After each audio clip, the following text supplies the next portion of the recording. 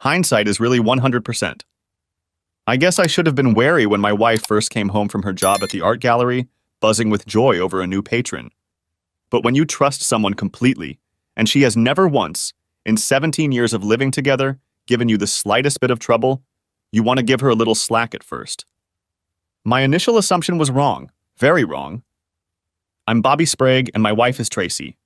We met at a small university in the Midwest 18 years ago, started dating 17 years ago, and married 16 years ago. We had a daughter 14 years ago and a son 12 years ago. I work as a programmer for a government agency.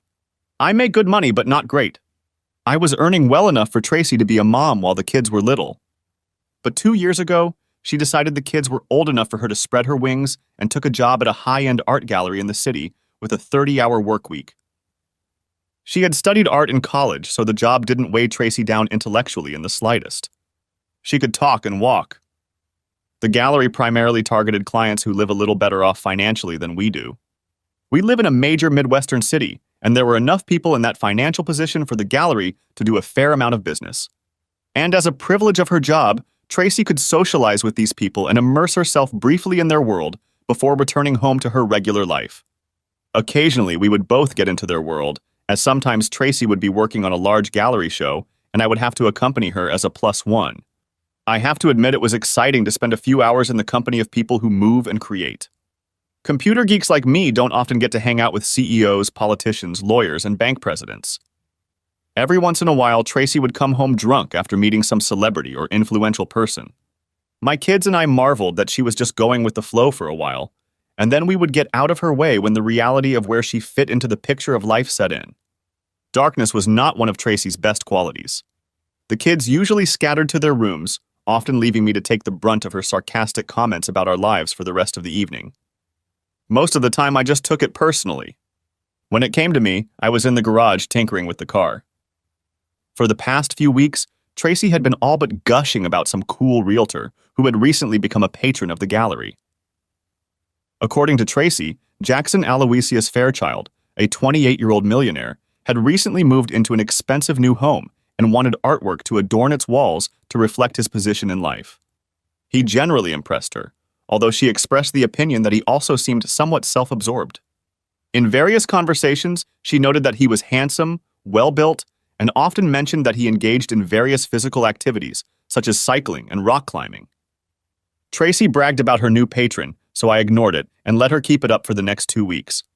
Then, as I expected, things died down, and I never heard another word about Jackson Aloysius Fairchild until I was introduced to him at the gallery's Christmas gala a few weeks before the holiday.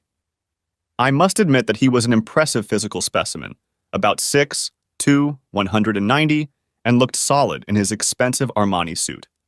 He was also blonde-haired, blue-eyed, and extremely handsome, even from my perspective. I had not expected such a thing. I talked to him for about 30 seconds while Tracy introduced us, and in that time I noticed him looking my wife over from head to toe like a tiger at its prey. Yes, she was gorgeous that evening in her blue skirt and jacket, with a hint of cleavage showing from beneath her white blouse, but his gaze was slanted rather than admiring. Tracy seemed too preoccupied with everything going on to pay attention, but I did. Tracy went to socialize and I headed to the bar. I grabbed a shot of Jack Daniels on the rocks and found Kenny Taylor, the husband of one of my wife's co-workers, who I had met before and got along with very well. We talked a lot about sports and cars. I talked to Kenny for a bit and then did a little socializing myself. After about an hour, I noticed Tracy talking in a small group of people, and Jackson Aloysius Fairchild was completely draped around her. I walked over to the bar, grabbed her usual drink, a Riesling, and approached the group. I introduced myself, then handed Tracy her wine glass. I then quietly walked over to Tracy's right hip and removed Jackson's hand, which was resting there from her back. He didn't say a word, only smirked as he returned the hand to his body. I chatted with the group for a few minutes, then Tracy left to socialize and I headed off in another direction, making sure beforehand that Jackson wasn't following her. I expected to see Tracy minding her own business as I moved about, socializing with some of her co-workers. But after about an hour, I didn't see my wife anywhere. Looking around a second time, I didn't see Jackson either. My spidey sense failed, and I made a concerted effort to find Tracy. Not finding her in the gallery, I walked out the front door and began circling the gallery. There were small groups of people in coats standing in the parking lot talking, seemingly about to leave, but Tracy was still gone.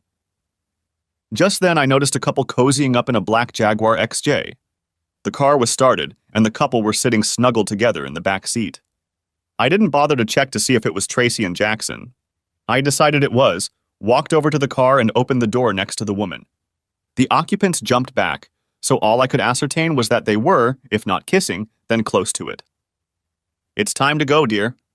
"Now," I said in my most polite but firm tone.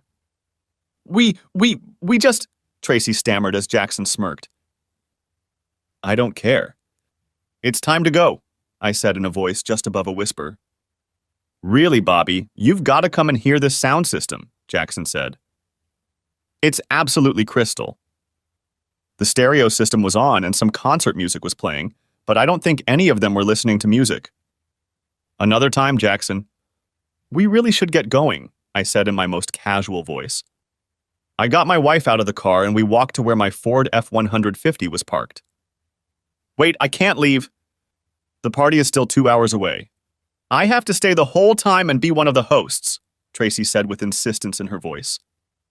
"If your boss has a problem with that, he can call me directly," I said. "What the hell do you think you're doing?" We actually listened to his car's sound system. "It's amazing," she said with a note of awe in her voice. "Uh-huh," I replied, but there wasn't a note of awe in my voice. Tracy continued to play innocent, and for the next couple of weeks things were quiet between us. But eventually I brightened up, and things returned to our normal existence, so a few months later, I was caught off guard when Tracy told me that she had accepted an invitation to Jackson's cottage on the lake for a 4th of July weekend. It was to be us, Tracy's boss and his wife, and 2 other married couples who were friends of Jackson's. We would leave Friday afternoon and stay until noon Sunday, and Jackson was going to grill both days, with a full bar, swimming, boating, and whatever else was available. I started to protest, but Tracy just said we'd do it, turned around and walked away from me. In fact, the weekend started off great. We spent a few hours on the lake on Jackson's rather large sailboat. The women all looked great in their bikinis, and the guys didn't look too bad in their baggy suits. Truth be told, Jackson probably had the best body of the 5 guys, though thankfully it didn't look like he was hung better than the others, and Tracy, despite being the second oldest of the 5 women, was probably the best built. Her black bikini showed off her 36 sea breasts and bubble butt without, it seemed to me, leaving too much skin showing. Jackson had set up a damn good grill in the backyard of his cottage, and he even had a fully stocked cooler with beer, wine, and ice for mixed drinks. He brought out an array of marinated steaks and started laying them out on the grill, while everyone sat in chairs by the grill and drank drinks of their choice. Jackson was acting like a gracious host, and so far was making do with Tracy, who seemed to be staying a little farther away from him than she had at Christmas. The night went splendidly, and about midnight we all dispersed to our bedrooms, and Jackson, as a single man, went alone to the master bedroom. Saturday started with a visit to a small town adjacent to the lake.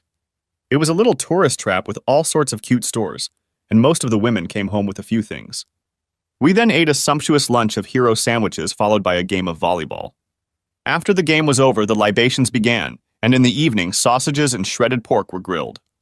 We enjoyed another great dinner, and after sitting around talking for a couple hours, Tracy's boss, Lou, suggested that he and I take a walk around the lake. Considering all we ate and drank, I decided it was a great idea to get ready for round 2. It took us about 30 minutes to get around the lake, and when we returned, the group had moved from the table to chairs and loungers. I wasn't too happy when I saw Tracy sitting in a chaise lounge with her back to Jackson and his arms around her waist. As we approached, Tracy smiled and got up off Jackson, but she didn't seem to be in too much of a hurry, even though she had to know I wouldn't be too pleased. She never looked me in the face, but came over and sat in the chair next to me for most of the rest of the night. Several times during the evening I caught her and Jackson's glances when they thought I wasn't looking. Like the night before, the party started to break up around midnight, but while the other 3 couples went to their bedrooms, Tracy quietly asked me to join her in the kitchen. When we got there, she looked me straight in the eye for the first time all evening and announced, "Jackson offered to let me sleep in his bed tonight. I have accepted his offer." I must have passed out and hit my head, because I thought Tracy had just told me that she was going to sleep with Jackson in his bed. I looked at her like she had 3 eyes, and she realized that I wasn't quite sure I'd heard her correctly. This has nothing to do with love. This is purely about sex, Bobby, she began. I've been completely faithful to you for 17 years. You're the only man I love. But I want to have sex with Jackson. He turns me on, and I want to see how another man feels. After tonight, I'll be your absolutely faithful wife again for the rest of our lives, but I think you owe me one night. I don't know how long I stood there with my mouth open. My wife had just told me that she was going to sleep with another man because she wanted to, and I owed her that. Only over my dead body will you sleep with him, I finally muttered. This isn't a negotiation, Bobby. Take it for what it is. Today I'm his. Tomorrow and for the rest of my life, I'll be yours. Don't be too sure of that, baby. Remember, every action has consequences. Damn it, Bobby, she said to me in a half-whisper. Do you have to see everything in such a black and white light? It's one night, for God's sake. One night, and that's it. And you're going to ruin it for everyone. One night. We never thought you'd turn out to be so uncooperative. I probably should have just kept my mouth shut and gone behind your back. But I was afraid that if you found out about it, we'd be finished. So I decided that if you found out and let me go, it wouldn't be cheating. She turned on her heel and walked away. As I walked out of the kitchen and into the living room, I saw Tracy take Jackson's hand and walk toward the master bedroom. I think the blurriness of my vision was due to the tears rolling from my eyes. I walked over to the closed bar and poured myself a shot of Jack. It took me about 5 minutes to finish it, and when I did, I walked over to the master bedroom and stood outside the door, very quietly. I could hear the sounds of two people having sex. My life as I knew it was over. I drank several shots of Jack, trying to figure out what I should do next. My first impulse was to leave and file for divorce as soon as possible. But the thought of having to give up my children for most of the time kept me on my toes. I saw nothing good in this decision for myself or for them. On the other hand, my wife was in another man's bed at this moment, and I knew I couldn't accept that. I briefly considered burning the house down and killing us all, but sanity took over. Then I seemed to black out for a while, because when I looked at the clock, it was 3 a.m, and everything was quiet in the house. Staggering, I made my way to the bedroom Tracy and I had been assigned.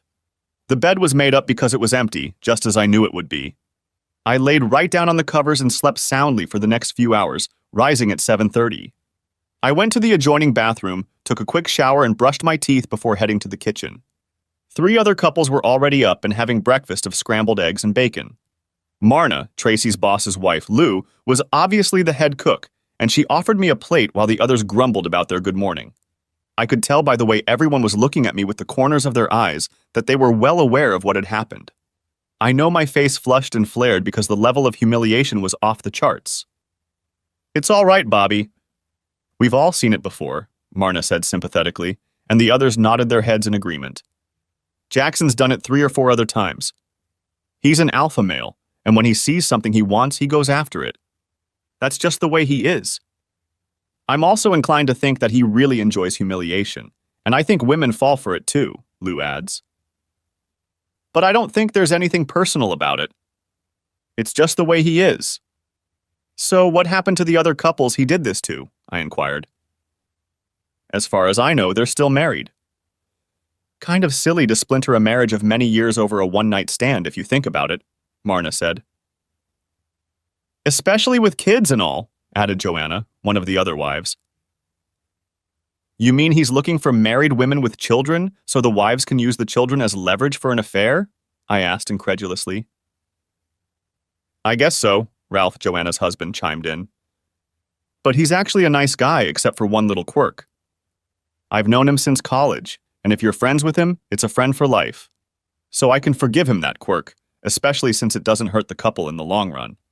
In fact, I know that last year Jackson talked his latest sweetheart and her husband into buying a condo in North Carolina, and Jackson stays with them whenever he's in the area. At that moment, we heard moans coming from the master bedroom. It was Tracy, and I could tell from the sounds that the dream with Jackson last night had obviously included this morning. Everyone at the table blushed with embarrassment, and I turned white with rage. Why don't we finish breakfast on the deck? Suggested Marna. Tracy and Jackson joined us on deck about 30 minutes later, showered and looking very pleased with themselves. I had to admit that Tracy was just radiant and didn't seem too concerned about everyone knowing what she had just been doing. She had a plate of breakfast in her hands and immediately walked over to the chaise lounge I was sitting on and sat down on the edge while I rearranged my legs for her. She had her back to me at this point, but I could see the pinkness of her back from behind her tank top. I could also make out the bite mark on her right shoulder, just under the straps of her tank top and bra. She didn't greet me with anything more than a nod as she sat down, and I saw no reason to break the silence. "So, what are everyone's plans for the afternoon?" Jackson said in his host's welcoming voice. "I think we should go back and let the kids have some time with us after lunch, don't you, honey?" I said into Tracy's back. She hesitated for a second, and from the way her hair and head moved, I realized she was rolling her eyes at me. One of those things you realize when you've been together as long as we have. Since she was sitting facing the others, they could all see her rolling her eyes, and it took a lot of effort for me not to reach up and slap her on the deceptive back of her head. "I was hoping we'd be here for a while and perhaps set sail again, dear," she replied flatly. "No. We definitely need to get back. You finish your breakfast. I'll take care of the car." "Wheels at 10, I said, heading back to the house. I loaded the car in record time. Tracy was just finishing breakfast when I returned to the deck. I grabbed her wrist, waved to everyone, hurriedly said goodbye to the rest of the group, and practically dragged Tracy to the car. I didn't need to look anyone in the eye to know what they were thinking. I knew, because I'd already thought about it. We drove in silence for the first 45 minutes, except that the radio was playing and Tracy was mostly looking out the passenger window. I think she was afraid that if she looked straight ahead and I saw her face, it would start an explosion, so she just looked away from me. Finally, I couldn't take it anymore. "Was it worth it?" I half hissed, half spoke to her. She didn't move for a couple seconds, then I saw her take a deep breath. She turned toward me. Yes. That was wonderful," she cooed, looking somewhere in the distance. Not exactly the answer I was expecting. I didn't know what to expect, but I didn't think she would tell me the awful truth. Perhaps I expected some stuttering, a little truth, a lot of backtracking, maybe an apology, but not the whole truth. And from the look on her face, I realized that it was indeed the truth. 17 years, 2 kids, everything we've built together, and all that in one night? I asked. She turned slightly toward me in her seat and looked at me with a sad, almost resigned look. "It's up to you, Bobby," she said. "Just like I promised you, it was just a one-time thing, and now I'll be yours as devotedly as I was before last night. It was an amazing night, and now it's over. But if you can lose your love for me so quickly and destroy our family, then you're doing what you have to do. But trust me, I will take the kids and make sure they know you destroyed our family." I was stunned into silence. Not even an apology. And she blamed me for the breakup of our family. She and Jackson sure had planned it well. I'd never seen Tracy like that before, and I definitely didn't like her. "So I can assume that this morning's session with Jackson was designed to humiliate?" I asked. "Not exactly. He wanted to get one more time before I become my husband's faithful wife. He's willing to live by my rules." We stopped by a relative's house to pick up the kids. When we got there, it seemed to Tracy that nothing had changed. Even though I got along great with Tracy's parents, Ron and Judy, I could barely look them in the eye. I felt like they somehow knew that Tracy was a cuckold, and I felt ashamed and humiliated. I wanted to scream the truth about their daughter, but I knew this wasn't the time or place. The entire time we were there, Tracy had a puzzled look on her face. She was definitely enjoying my discomfort and the fact that she had the upper hand. This was definitely the wrong way to make amends, I thought to myself. At the end of the evening, Tracy climbed into bed after me. I lay facing her and she climbed on top of me and settled on the spoon behind me. "Not tonight," I said. "There's not a damn thing you can do to get me to get up for you. You'll have to settle for what that asshole gave you last night and this morning." For the first time since Saturday night, Tracy showed weakness. She looked hurt and shocked that I had rejected her advances in one of our few moments together. "But don't you want me?" Jackson says that's almost an automatic response from men in situations like this. Really, so he's not only a real estate genius, but also a sex therapist? Then he should have warned you that some men don't take what you did as a sexual challenge. Some of us see it as a total betrayal, and vomiting may be more appropriate than sex. Tracy's eyes opened even wider than they had been. In all our 17 years together, I had never spoken to her like that and never swore at her. I rolled over onto my back and pretended to fall asleep. I could hear her crying softly. I didn't care. I made an appointment with a reputable divorce attorney for the following week. The meeting did not go well, to say the least. Marcus Rothstein had to explain to me twice that my options really came down to giving up half of my assets and the children, or waiting for the children's sake and then giving up half of my assets if we divorced when they reached adulthood. We all know parents who live their lives because of their kids, and then when the kids leave home, the parents no longer have anything in common and get divorced. That's exactly the scenario my lawyer laid out for me. Be a super parent for the next 6 years, and then divorce Tracy once the kids were no longer an issue. At least in my case, I didn't have to worry about Tracy running the streets if she was telling me the truth about keeping her promise. Here's what I did. If my kids were involved in an activity, I was usually the responsible parent and made sure Tracy was involved too. Why should I be the only one sitting in on a stamp club fundraiser or working on a 4-H woodworking project? We were the parents that everyone looks at and shakes their heads at.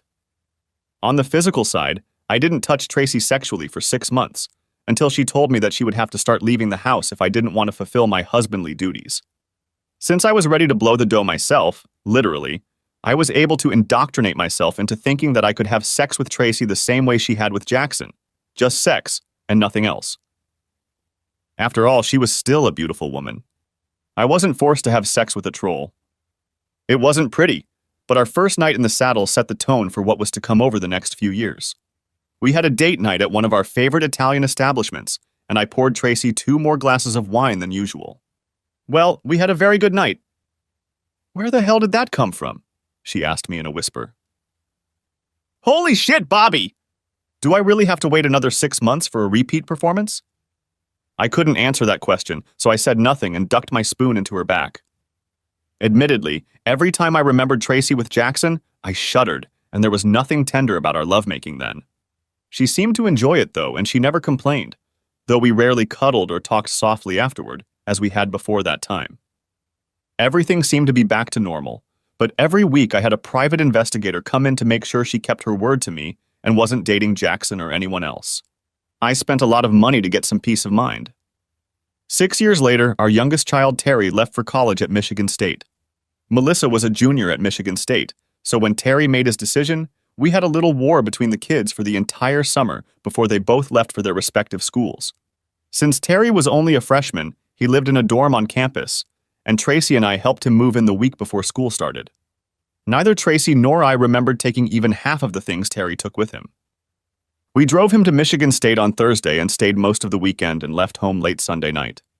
Exactly 30 days later, on Tuesday afternoon, I called both kids on the phone and quietly and calmly told them that I was divorcing their mother because she had cheated on me with another man a few years before. They were both devastated. I thought you two were so good together. How could this have happened? Melissa practically screamed into the phone. I always thought we were good together too, but your mother cheated on me with Jackson Aloysius Fairchild 6 years ago when we, along with a few other couples, went there for a 4th of July weekend. She told me she was going to do it first so as not to sneak around behind my back, and then declared that she would remain faithful to me for the rest of our lives together. She didn't see it as cheating, but I did, and then I told her I wasn't going to put up with it. There would be consequences if she went through with it. But apparently she and Jackson had planned it, and she told me that if I left her, not only would she get half of our stuff, but she'd get both of you and turn you both against me. I couldn't lose both of you as well, so I capitulated and just put up with it until you both came of age, and I was sure you'd understand. Terry spoke first. I'll be damned, he exclaimed. Did she give you any reason to set this shit up? Other than the fact that he just wanted to have sex with a man she thought was sexy, it wasn't a big deal. She just figured I'd give in so I wouldn't lose you two, and in some ways she was right. Daddy, is she still hanging around you? Asked Melissa. Not as far as I can tell, babe, I replied. She's had a private investigator following her around a week a month since then, and as far as he can tell, she's kept her promise and hasn't screwed up. Then why can't you forgive her, Dad? Asked Terry uncertainly.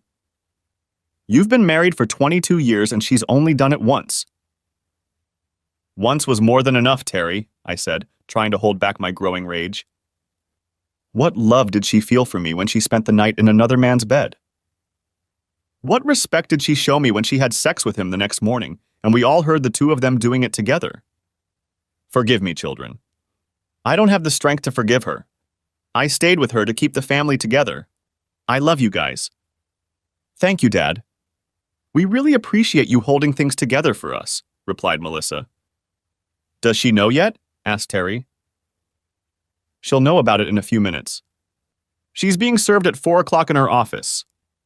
Oh, Daddy, bad move, Melissa said. In front of her boss and co-workers, she'll be crushed and humiliated. Don't do that to her, Daddy. It's too late, baby. Besides, I planned it that way on purpose. Her boss and his wife were among those who were at the lake house when it all went down. And if you think I wasn't humiliated enough as it was, imagine how I felt when your mother started moaning during sex with Jackson the next morning. I wanted to exhale and die. So no, I really want her to feel the sting of humiliation. Although I don't agree with it, Daddy, I guess I understand it, Melissa replied. I'm on board, Dad. I've got your full back, Terry echoed. My cell phone rang at 4:07. Yes, replied I.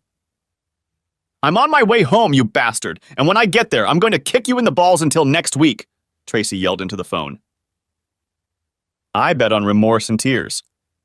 Just to show you what I know, I replied before ending the conversation. I sat in the family room watching ESPN until I heard the garage door open and Tracy's car pull up. I turned off the TV and stood up. If she was going to attack me, I wanted to be able to defend myself. I'd never hit a woman up to this point, but I was going to do it if I had to. As usual, Tracy came in through the back room and she looked like she was on fire. She came right up to me until I turned slightly to the right so she couldn't kick me in the balls with her dominant right foot.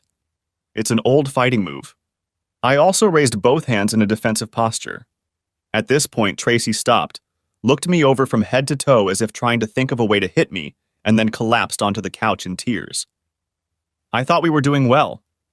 I thought we were fine, she muttered. In all these years, you've never once mentioned divorcing me. You were doing well, so you thought we were doing well, I said calmly.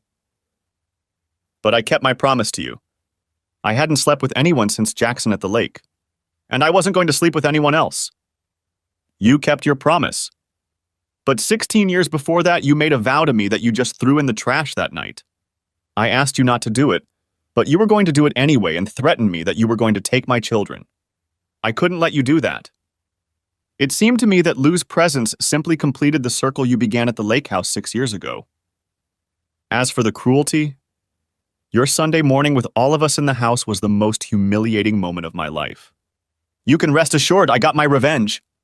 Tracy continued to sob, but I saw a grain of recognition on her face. 6 years ago, you told me that your night with Jackson Aloysius Fairchild was worth it. That it was wonderful. Do you still think that? But I kept my promise. I've been completely faithful to you since then, over 6 years, she whimpered. So how much can you promise? I quickly replied. If your vow is only valid for 16 years, is your promise valid for half as long, say 8 years? Bobby, I'm sorry if this incident is the reason we're getting divorced, but I told you that. I didn't cheat.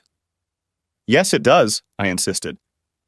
Just because you told me about it beforehand, rather than sneaking around behind my back, doesn't make it right. We didn't discuss it. You and him. We didn't agree to it. You and him. And then you broke your vows to me. You regret the divorce it led to, but you don't regret the act. You never regretted the deed. I didn't give you a pass. We didn't come to some agreement that you could have a pass. You just gave it to yourself and figured I'd accept your stupid decision. You ripped my heart out that weekend, Tracy, and on the way home you told me it was my problem and I had to deal with it or you'd take my kids away. That sounds like love to you because it sure as hell isn't love to me.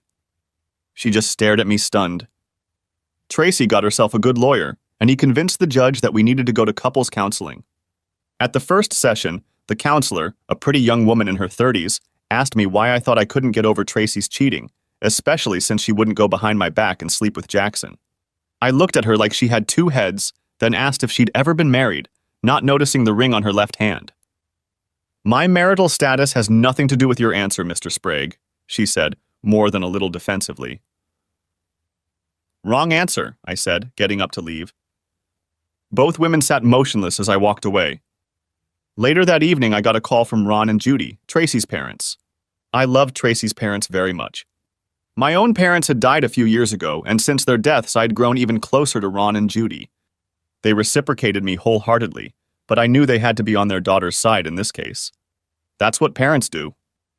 I haven't spoken to them since Tracy was sued a few weeks ago. They were both on the line on speakerphone. Judy started the conversation after the pleasantries. "Bobby, why are you such an underdog?" she said. "You know Tracy loves you with all her heart. You know she kept her promise to you to never have sex with anyone else ever again. So why are you so uncooperative?" "What exactly did she tell you about that weekend?" I asked. "Well, honey, she told us that you two talked about her having sex with some guy for one night, and then she promised that she would be faithful to you forever. She told us that she told you about it, not sneaking around behind your back like she could have, because she really loves you and doesn't want to lose you." "That's about half the story, Mom. Are you two sitting down?" "Say what you have to say, Bobby." "We're sitting down," her father replied curtly. "We didn't talk about her having sex with Jackson Aloysius Fairchild. She and Jackson talked. I was told that I had no say, that it would happen, and if I wanted to make a fuss, she would take the children and turn them against me. I warned her not to do that, but it didn't make a damn bit of difference. So they had fun that night, and just to make sure they had fun again that morning, when we all sat in the living room until your daughter got too loud and we left for the backyard. I had never been so humiliated in my life until on the way home, Tracy told me how great the sex was." Does that sound like a loving wife? Does that sound like someone who really cares about her husband? To me, no! "But you stayed with her for another 6 years?" her father asked. "No, I stayed with my children for another 6 years. But love began to die that night and continues to die more and more every day. I will never love her the way I once did." I heard Judy crying. "We're sorry, son. We didn't know the whole story," Ron said. "We should have realized it had to be worse for you to just walk away. Thanks for staying all these years for the kids." Tracy and her lawyer tried everything they could to delay the process, and the divorce took about a year. I don't know, maybe Tracy thought I would lose the will to fight and just stay married. She must have known that wasn't going to happen. Although I didn't realize it at the time, being an involved parent while my children were growing up helped me a lot in my social standing and also gave me a glimpse into the personal lives of some other parents. I got to know a lot more divorced people in my age group than I usually do, and used that knowledge to my advantage when my divorce finally became official. I took day trips or went to a restaurant and dance club on weekends, and I almost always had an interesting conversation partner. Many of them were divorced mothers of friends of my children's friends, and others were friends of friends. I guess the old adage that everything is out there if one wants to look proved true. I did have sex more often and with more partners than I had before I was married. Life wasn't bad if you ignored the hole in his heart that Tracy had made. After the divorce, I moved into a 3-bedroom apartment because I wanted my kids to have a place where they could stay with me if they wanted to. I know they were angry with Tracy at first after the divorce, but I figured they would eventually get over it and maybe split time between the two of us until they moved in permanently. For their sake, I hoped that she and Tracy would come to some sort of agreement, but I wasn't going to be the middleman in that deal. Tracy had done bad things to all 3 of us, and I wasn't going to try to smooth her return to the children's lives. It didn't surprise me that both children chose to live with me during their college vacations, but what did surprise me was how quickly Tracy's parents returned to the family. I heard very little from them during the proceedings, and understandably so, but about 2 months after the divorce became official, Judy called me and asked if I could meet her and Ron for dinner at Maggiano's, a nice Italian restaurant in our town. Considering how well we had gotten along before the divorce, I saw no reason not to go, and the 3 of us had a great evening. The evening started awkwardly as both Ron and Judy apologized for Tracy's behavior and for any animosity that may have arisen because they were supporting her, at least until they knew the rest of the story, so to speak. I told them that the apology was accepted, and I understood that they were supporting their daughter.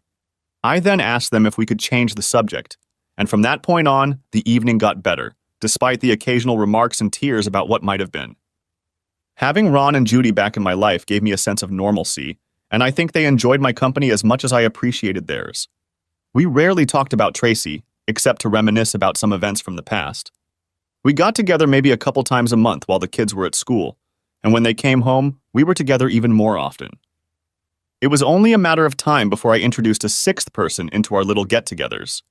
Amy and I started dating about 18 months after the divorce. By then I was already dating, not really looking for Miss. Right, when Amy and her friends walked into the restaurant where the kids and I were having dinner on Saturday night.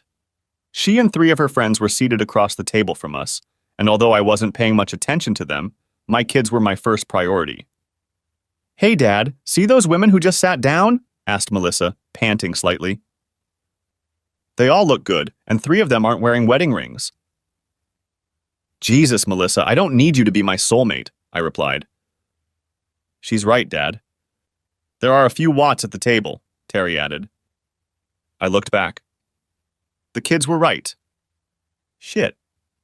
"Maybe I really do need you as a wingman," I said to Melissa. We finished dinner. I was driving, so I gave the keys to Melissa and told the kids I would find an Uber home. I then walked over and introduced myself at the table to the lovely ladies, who quickly invited me to join them.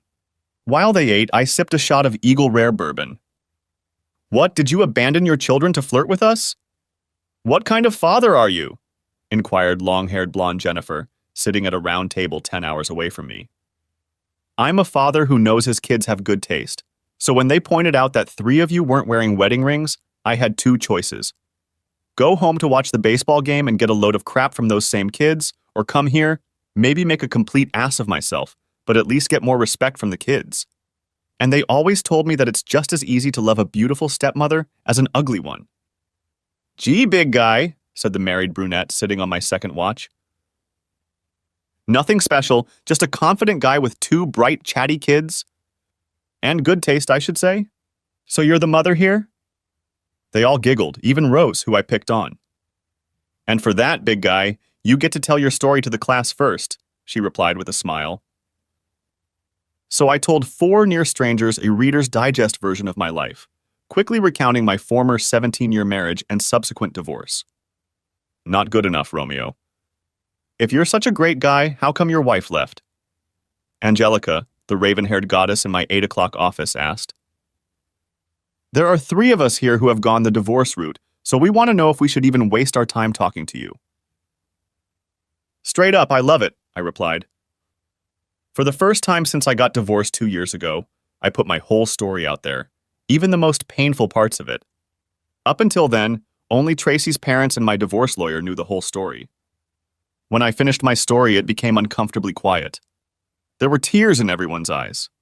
Hell, I had tears in my own eyes. "Well, that's one way to relieve the tension in the room," Carol said, touching my right arm at around 4 o'clock. "I'm sorry, ladies. I try not to dwell on the past. If you look at it from the other side, I have 2 wonderful children, and my parents-in-law are not bad either." "Your relatives?" "You've got to be kidding me," Angelica sighed. "Now you're crossing all the lines of my understanding. No one loves their in-laws that much, especially after a divorce. What can I say? I'm special. If you're done eating, this round of drinks is on me." "It's my turn to hear your stories," I said. We sat through 3 more rounds until I listened to everyone's story. Jennifer got divorced because her spouse was a serial cheater. Angelica and Carol's marriages broke up because of irreconcilable differences. And Rose has been married to the best husband in the world for 26 years. She called him the world's best husband several times, and each time the other 3 nodded their heads in agreement. This is the man I should meet. The women had told me that they had a bachelorette party once a month, so my presence was something of a rule breaker for Rose. But Rose suggested that if she could bring her husband to the next meeting, I could come too if I wanted to. The other 3 quickly agreed. "Can I bring a date?" I asked cheekily. A month later, the 6 of us gathered at the same restaurant. I met Sean, Rose's husband, and came away from the meeting thinking that he really could be the best husband in the world. We instantly hit it off. The 6 of us continued to go out monthly, and I started dating 3 single women as good friends. Sometimes the 4 of us would go out. Sometimes me and one of the women would go on a date.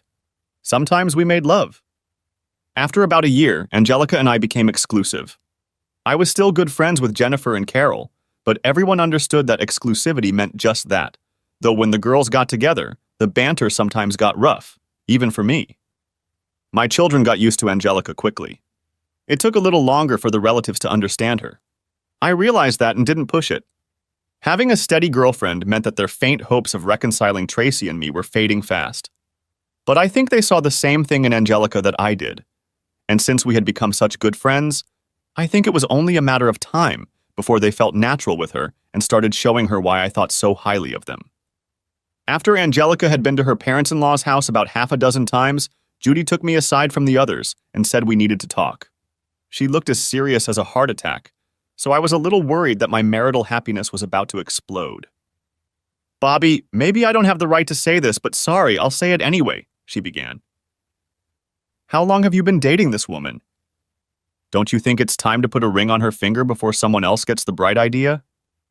I tried my best to match the serious expression on her face, but inside I was grinning from ear to ear. When your ex-mother-in-law sees that, well, I guess she was right. "You're right, Mom. I need to lock that girl up. I guess I was a little scary," I said. "Make it quick, big guy," she replied. About 6 weeks later, I invited Angelica back to Maggiano's for her 47th birthday. I told her to dress for the event, and I was presented with her version of a little black dress. Since Angelica couldn't conceive, she had no pregnancies, and her body looked like a 35-year-old's. Her breasts hadn't sagged, and her middle was still taut. I know she also spent a lot of time at the gym, so it wasn't just the lack of children. The dress was about 5 inches above her knees, and it was cut low in the front to show off her lovely 36 cm. My head was spinning all evening, and I barely managed not to choke on my saliva during dinner. We both ordered cheesecake for dessert, and our waiter returned with a tray with 2 slices and a bottle of champagne on it. "We didn't order champagne," Angelica whispered to me. "We didn't." "I did," I whispered back. "It's for drinking right after I put this ring on your finger." After talking to Judy, I went to my favorite jeweler and he made a custom diamond engagement ring for me. I thought he did an excellent job. Apparently, so did Angelica, who cried as soon as she saw it. I'm sure somewhere in the midst of those sobs was a yes. We had a simple spring wedding. Terry was my best man. Rose was Angelica's matron of honor. No, I didn't invite Tracy. Although I know it hurt Ron and Judy, I didn't consider my ex-wife a friend. The only time we were together was when it had to do with the kids. We were cordial when we were together, but unlike some people who can get over a divorce and become friends, it was impossible for me. I couldn't get over the disrespect, and if you don't get over it, you're unlikely to forgive. My kids eventually forgave Tracy, and that's fine with me. She's their mother, but I don't ask about her and my kids don't talk about her willingly. Same with Ron and Judy. When we were all together, Angelica seemed to get along well with Tracy. I don't mind that because Angelica is her own person and can choose who she wants to be friends with. Again, we don't talk about it. Twice after the wedding we got together, at Melissa's wedding and then Terry's. On both occasions, I was a very proud father and wasn't about to let anything distract my children from their big days. The grandchildren came a couple years after the wedding, and that's when I saw a side of Angelica I never thought I would. While Tracy and I were both thrilled to be grandparents, Grandma Angel was just beyond excited. Apparently, she had a lot of maternal itch that needed scratching, so to speak, and the grandkids helped fill that itch. She was ridiculous. Tracy eventually remarried, and then divorced again, and then got married a third time, and divorced a third time. Angelica told me that she thought Tracy was looking for another version of me, but couldn't find one. She wanted me to promise her I'd never leave her. "I don't need to promise you that," I replied. "I made a vow to you,"